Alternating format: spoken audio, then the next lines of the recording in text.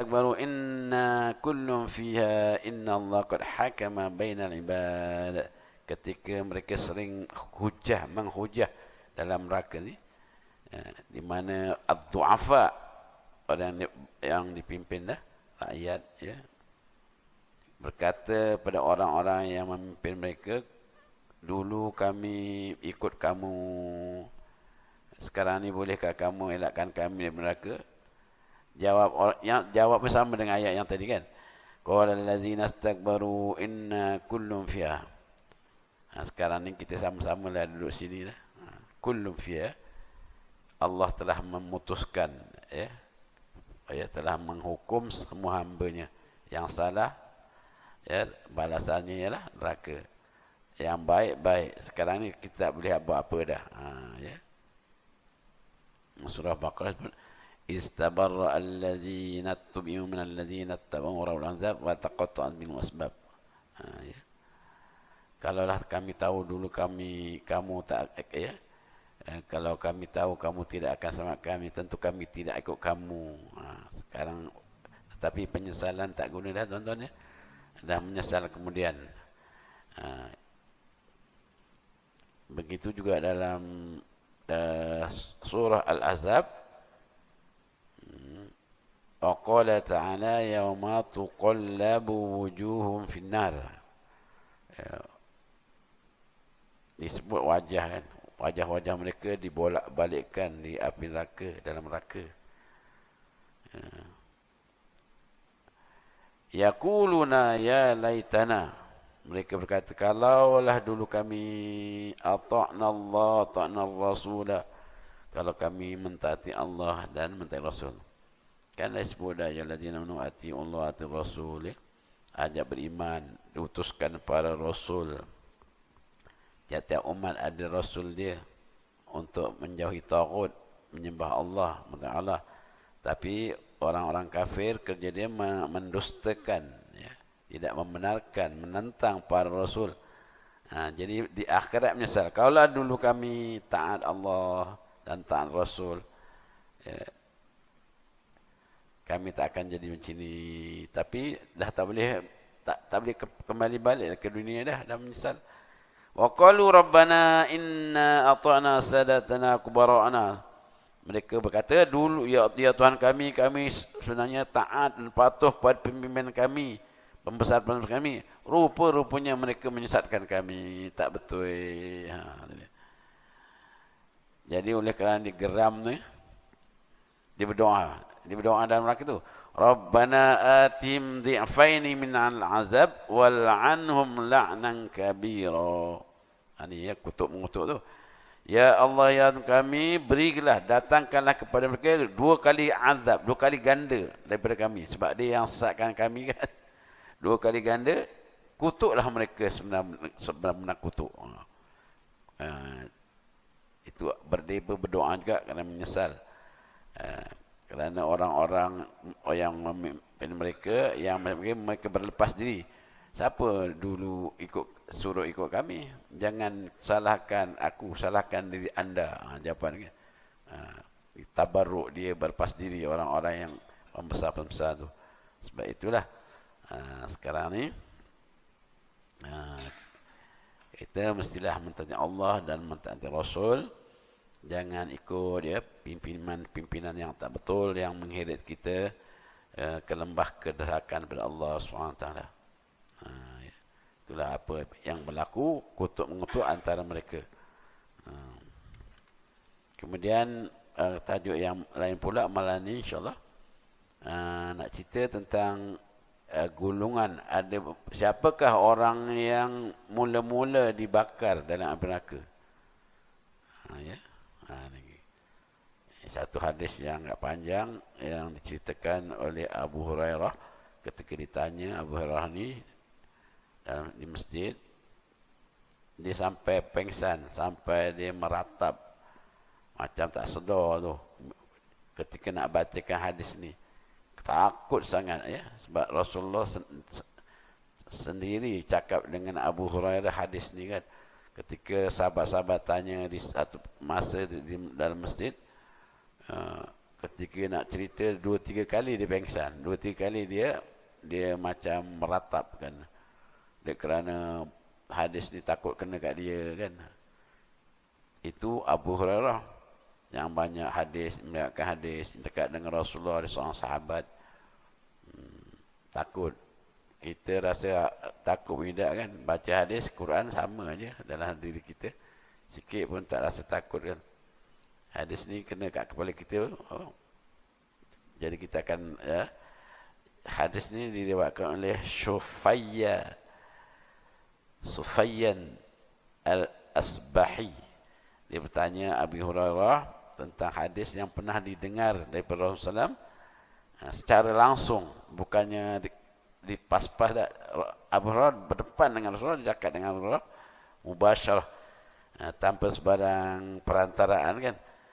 Jadi Abu Hurairah pun sebut hadis yang begitu hebat, hadis yang begitu mendalam, artinya yang pernah didengar di situ, di mana ada ancaman untuk siapa? Untuk golongan-golongan yang tidak ikhlas dalam hidupnya.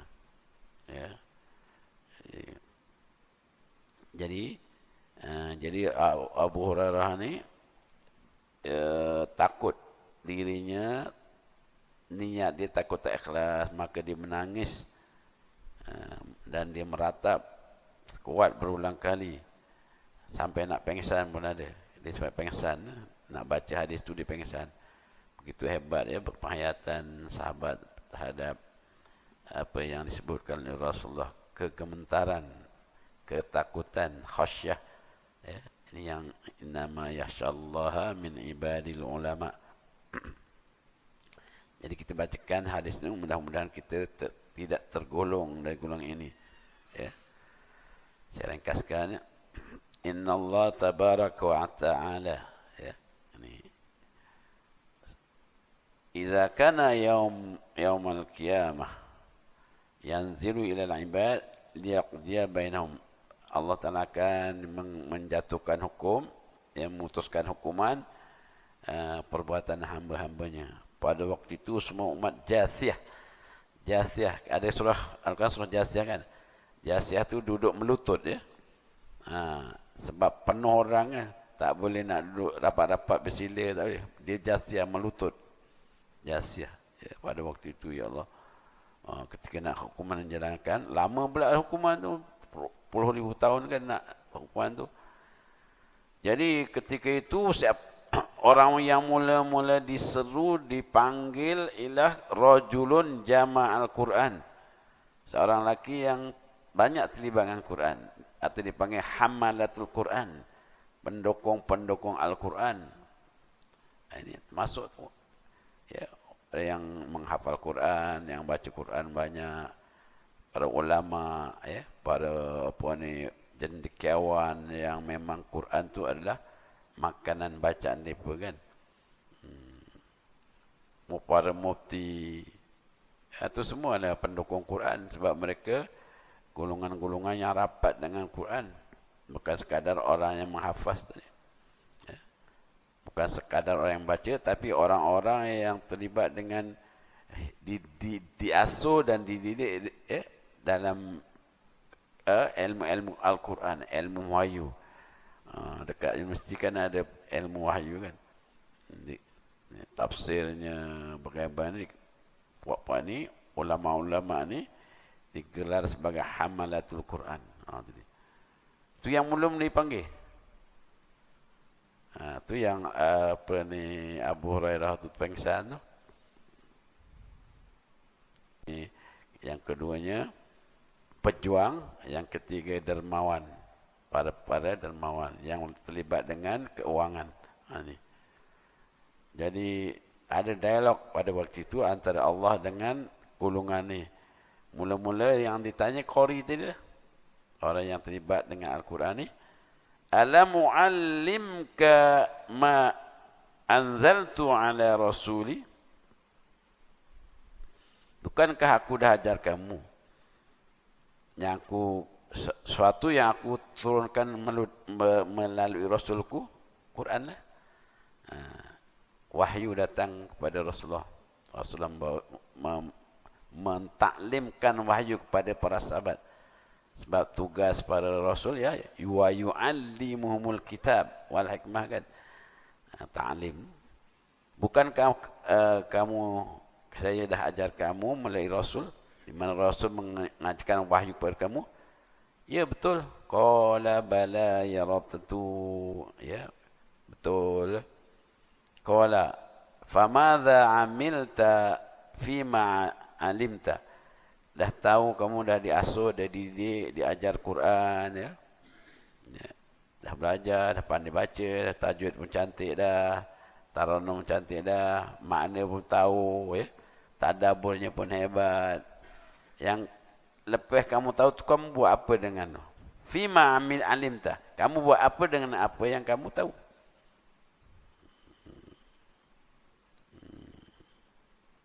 Qala kuntu aqumu bi ana al-lail wa ana an-nahar. Memanglah aku pagi, petang, siang, malam baca Quran. Ya, menghayati Al-Quran ini siang, pagi, petang, siang, malam. Ya Allah kata, fa yaqulullahu tabaraka wa ta'ala kazzabta, kamu dusta, lawak. Allah tahu sebenarnya, tapi saja dialog itu supaya didengar oleh orang lain. Anda penipu. Mana dia di akhirat pun menipu juga lagi. Mungkin dia tak tahu bahawa amalan tu dia tak terima atau tak terima kan. Saya buat dulu. Okey, saya ikut Al-Quran.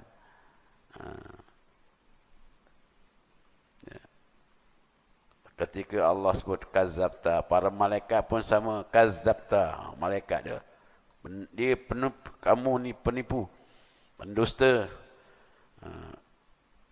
Tapi Allah jawab lagi, sebenarnya kamu ya laksanakan baca Quran dan sebagainya tadi, ya, kamu menjadi ulama, menjadi fuqaha ya, mufassirin dan sebagainya, menjadi mufti.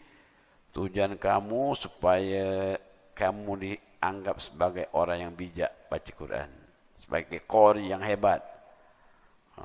Kamu memang supaya belajar Quran tu supaya terkenal dan boleh menang dalam tilawah musabaqah, dapat hadiah banyak, terkenal nama dia seluruh dunia. Tujuannya itu kan. Mana dibaca Quran tidak kerana Allah, tidak ikhlas, tidak ikhlas kerana sesuatu yang berbentuk duniawi ya. Oleh kerana itu memang faqad qila zalik, memang pun semasa hidupnya dia memang terkenal dah ya. Semua siapa tak kenal dengan qari ni, siapa tak kenal dengan ulama ni, viral semua kan. Nama dia atas sekali ya, selebriti pendakwah terkenal. Semua dekat WhatsApp ada, dekat YouTube ada, dekat apa tu, TikTok ya, dakwah TikTokiyah. Tuan-tuan pernah dengar ke istilah dakwah TikTokiyah? Arab pun guna kalimah TikTok tu. Cuba kat dalam internet, dakwah TikTokiyah. Keluarlah TikTok banyak yang bentuk dakwah lah. Ya. Semua nama terkenal. Dia punya follower, punya ramai kan. Sampai dapat upah banyak ya. Memang kerja-kerja tu memang boleh dapat duit rupanya ya. Tu kawan saya, dia gunakan Bego ya. Bego. Dia ceramah, dia mengaji dekat Bego tu, sebulan 1,000 hingga 2,000 dapat duit. 1,000 hingga 2,000. Dia dah kumpulkan 20,000. Tapi dia sikit pun tak ambil.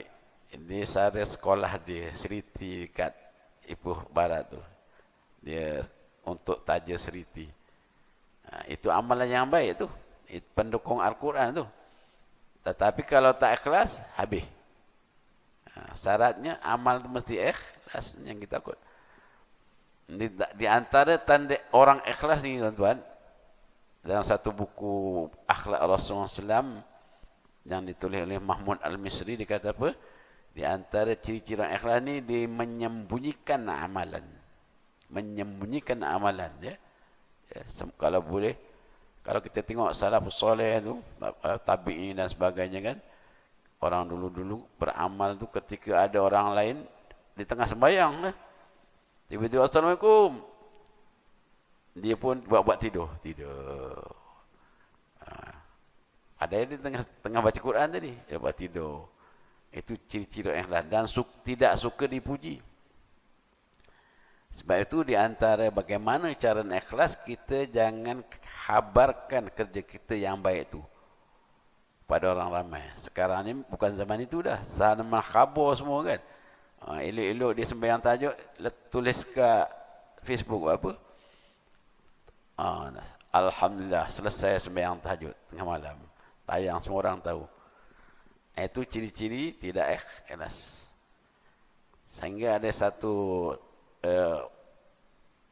ulama kata, kamu sembunyikan kebaikan itu, ya, sepatutnya kamu sembunyikan lebih daripada kamu nak sembunyikan keburukan kamu.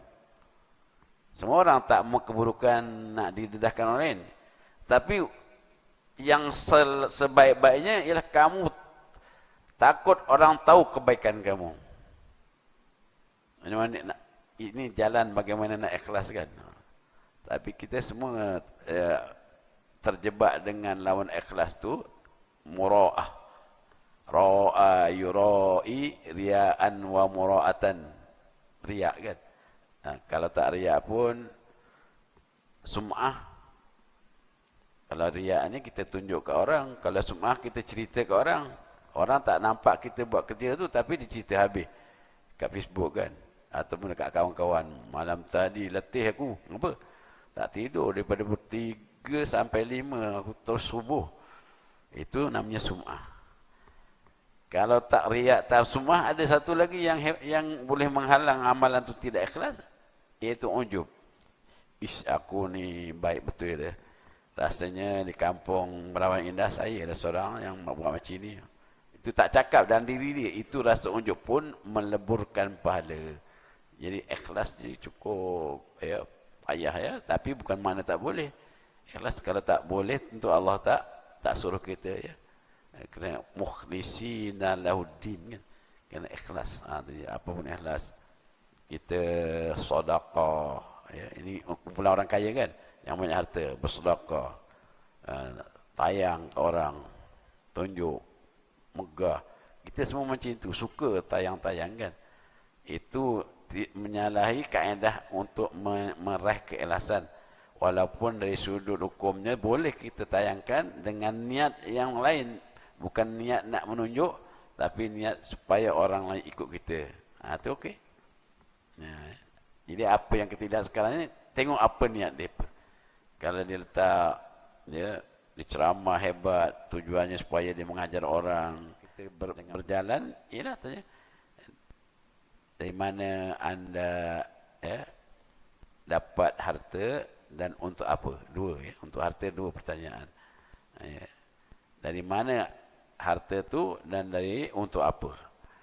Jadi ini orang kaya ni, kamu gunakan harta yang aku bagi tadi, kekayaan anda tu untuk apa?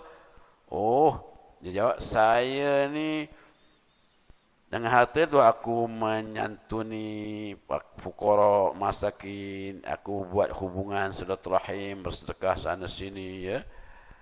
Musim Covid ni lagi lah, banyak bungkusan-bungkusan yang aku bagi ke orang dah.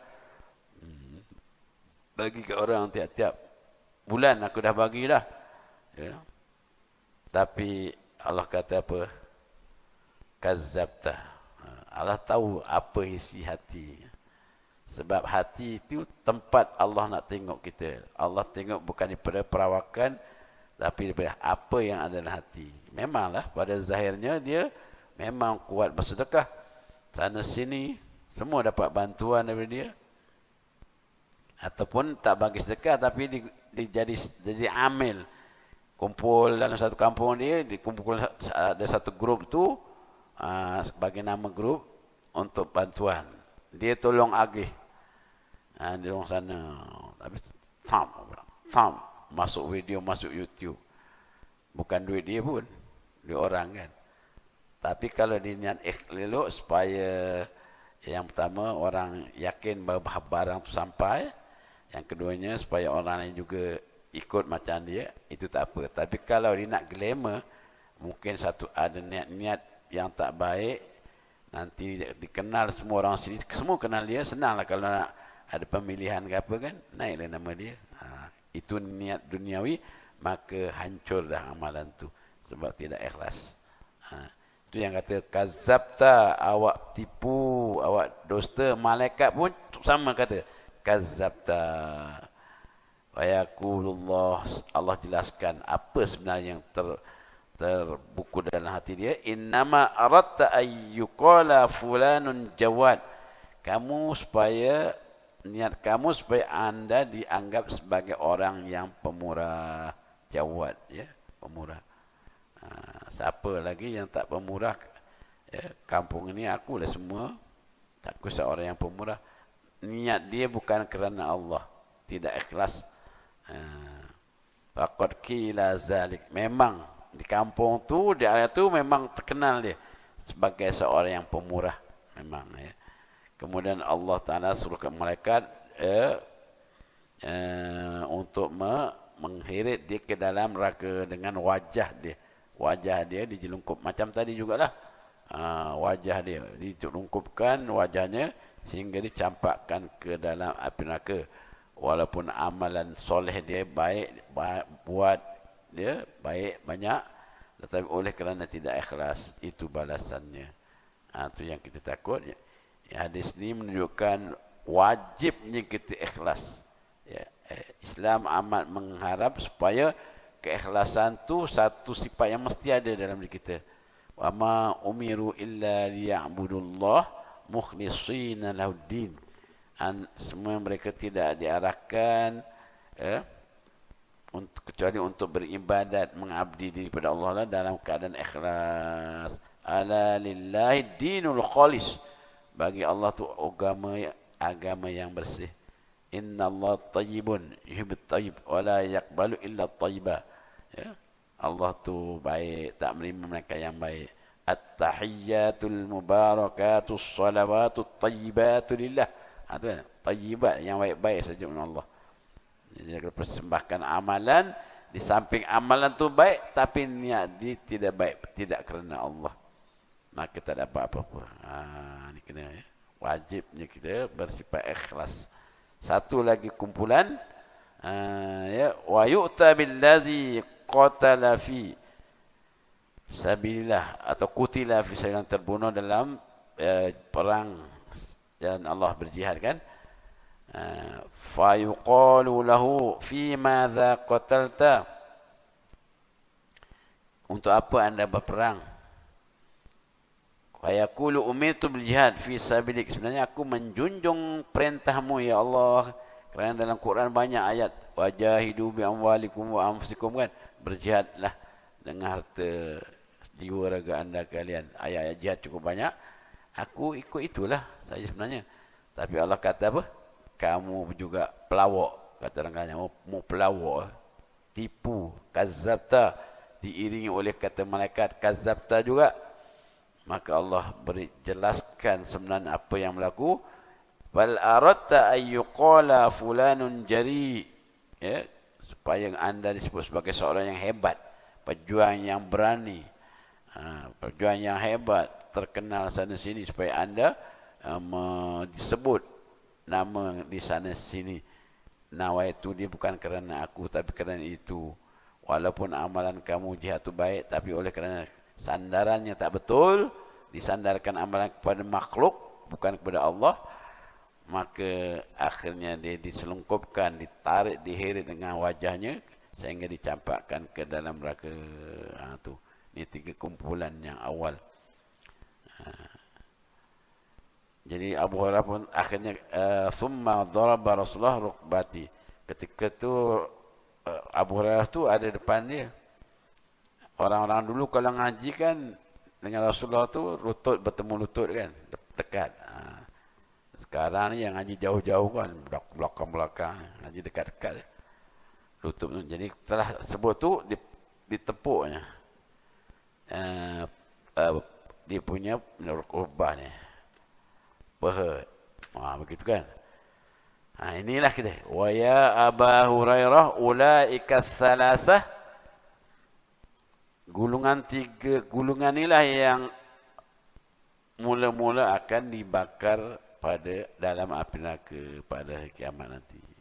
Ditegaskan sekali lagi ya. Mudah-mudahan kita ya mintalah pada Allah ya, supaya kita berdoa, sebab kita ni insan yang dhaif, hamba yang lemah, perlu kita mohon pada Allah SWT. Allahumma tahhir qulubana minan nifaq, kan ada doa. Ya Allah, sucikanlah hati-hati kami dari sifat nifaq, munafik ya. Wa amalana minar riya, amalan kami daripada riya yang membatalkan amalan. Wa alsinatana minal kadhib, dan peliharalah kami Allah lidah-lidah kami, bersihkan daripada sifat dusta. Wa ayunana minal khiyanah, dan mata kami daripada khianat, mata-mata yang melirik menjeling pada benda-benda yang haram, dianggap sebagai khainatul ayun. Innaka ta'lamu khainatul ayun wa ma tukhfis sudur. Sesungguhnya engkau ya Allah tahu mana-mana mata yang khianat dan apa yang tersembunyi dalam dada ya. Zahirnya cantik tapi dalam tak tentu lagi. Jadi itu yang kita mohon pada Allah, jadikan minal mukhlisin, baik ikhlas ni. Sebab itu kadang-kadang dalam ayat kita sebut minal mukhlisin, mukhlisina lahuddin, orang yang benar-benar ikhlas. Ada pula kadang-kadang mukhlasin. Apa beza mukhlisin dan mukhlasin? Orang yang diberi keikhlasan, payah nak beramal dia, tapi kesungguhan tu ada, Allah dia beri keikhlasan pada dia. Pasal itu kita dalam akhlak ni, kalau ni kita kena mujahadah dan kena berdoa. Sebab ada yang memang watak manusia ni Allah kurniakan sejak awal dia memang kaki ikhlas. Memang ikhlas. Itu mukhlisin. Tapi kalau asalnya kita amal memang nak sesuatu selain Allah, riya, ujub, sum'ah, tapi kita tahu akibat tu, kita berusaha untuk jadi orang yang ikhlas. Dipanggil mukhlasin, gulungan-gulungan yang diberi keikhlasan oleh Allah SWT. Janji kita ada usaha ya. Jangan terus amalkan sifat tu. Ini bahayanya sifat riya ya, tidak ikhlas. Ya, jadi hadis ini menunjukkan betapa hebatnya niat. Innamal a'malu bin niat. Sebab itu Imam Nawawi, Imam Syafi'i ya, mengatakan hadis innamal a'malu niat itu 1/3 Islam. Sebab niat itu termasuk amalan ya. Perbuatan, akwal, kemudian af'al. Satu lagi niat ya. Jadi sebahagian amalan tu amat bergantung dengan hati kita, niat kita apa. Memang niat ni membezakan antara adat dengan ibadat, membezakan benda ni diberi pahala atau dosa. Tuan-tuan duduk di masjid saja-saja duduk, tak niat, tak dapat pahala. Tapi kalau saja duduk niat iktikaf, walaupun tak baca apa, dapat pahala. Itu adat dan ibadat, itu fungsi niat. Tuan-tuan banyak bersedekah, niat dia supaya dipuji, hancur. Tapi kalau niat kerana Allah, baru sedekah. Itu yang kita perlu sangat mencari keikhlasan dalam kehidupan kita, insya-Allah.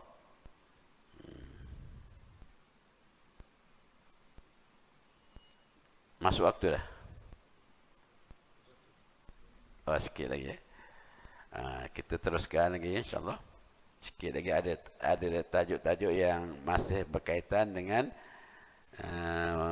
bagaimana penghuni neraka tu ada dosa-dosa yang pelaku dosa tu akan diancam dengan api neraka. Ya.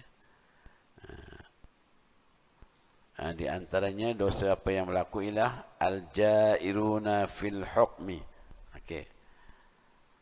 Orang-orang yang menyeleweng, menyimpang dalam melaksanakan hukuman. Ya, tidak adil. Benda tu memang salah, tapi pasal dapat duit tak salah. Ya. Benda tu memang tak salah, tapi nak jatuhkan kawan, bagi tahu hakim, sudah jatuhkan. Itu benda al-jair, orang yang tak betul. Ya.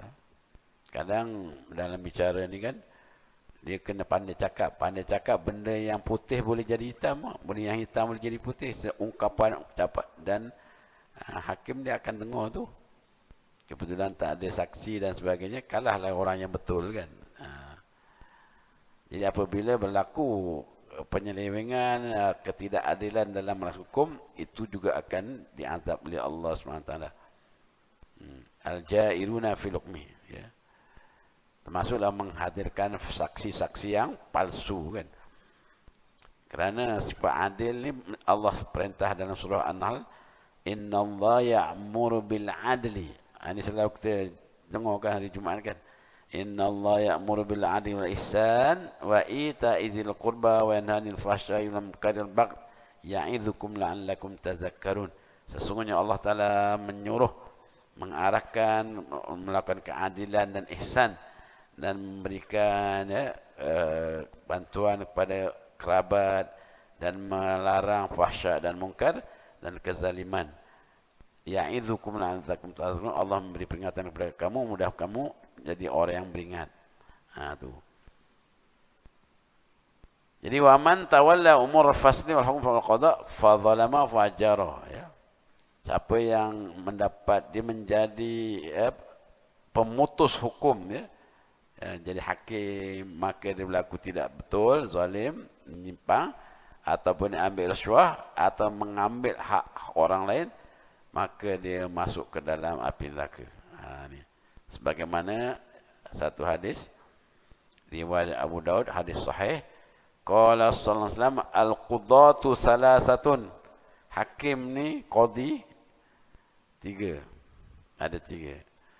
Tapi qadi di Malaysia ni, qadi tu sekarang dah jadi PTA ya. PTA bukannya qadi dah. Pegawai tadbir agama. Dulu masa zaman saya habis belajar dulu masih qadi lagi. Itu mula-mula saya dapat kerja jadi qadi lah. Saya tak minta langsung. Tapi surat datang, suruh isi, suruh nak jadi qadi kan. Saya tak minta pun. Dalam waktu yang sama, tawaran jadi cikgu pun ada. Jadi saya pilih jadi cikgu. Kerana takut ni lah. Tapi sebenarnya qadi yang dimasuk qadi yang jadi hakim yang pertama tu. Bukannya yang bawah-bawah kan. Jadi qudat ni ada 3. Ya. Qadi ni ada 3 jenis. Satu saja yang dalam neraka, yang 2 masuk neraka. Ni dia. Fa'amal ladzi fil jannah, orang qadi yang masuk syurga tu, farajulun 'arafal haqq wa faqadha bi. Orang yang tahu kebenaran dan dia melaksanakan kebenaran. Yang benar tetap benar. Walaupun kadang-kadang sumpah dalam mahkamah tidak ada yang tidak benar, melainkan benar berbelaka.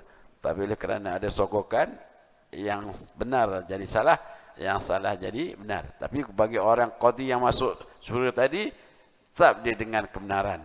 Walaupun orang rasuah, orang ugut, dia tetap berkata benar, menjatuhkan hukuman yang benar. Yang salah tetap salah, yang tak salah tetap tak salah. Wa rajulun 'arafal haqq fajara fil hukmi fa huwa finnar. Seorang lagi, dia memang tahu benar, tapi dia ketika menjatuhkan hukum, dia zalim. Tak ikut kebenaran tadi, kerana dia bagi riswah dan sebagainya. Ini juga dalam neraka.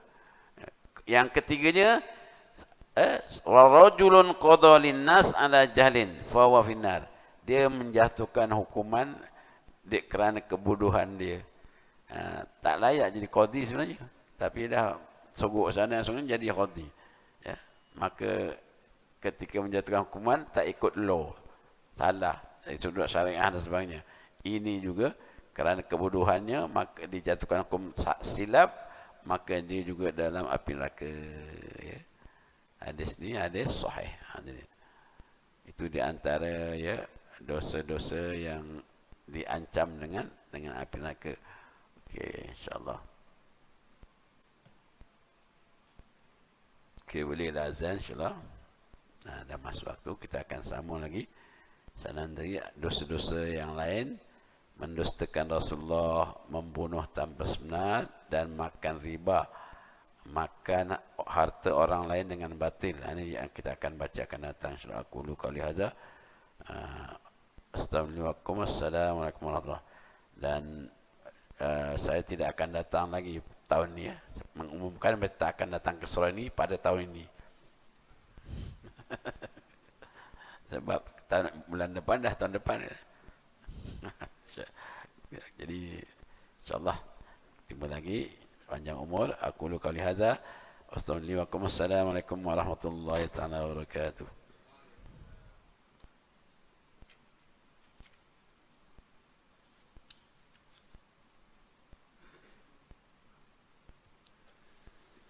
Bismillahirrahmanirrahim. Alhamdulillahirrahmanirrahim.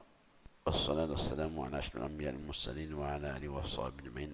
Allahumma aghnina bil 'ilmi wa zayyinna bil hilmi wa jammilna bil 'afiyah. Allahumma 'allimna ma yanfa'una wanfa'na bima 'allamtana rabbana zidna ilma. Allahumma ij'al jam'ana hadha jam'an marhuma wa tafarruqana ma yatabammar ma'suma. ولا تأذن فينا مغشك ولا مرمى وصلى الله على سيدنا محمد النار. والله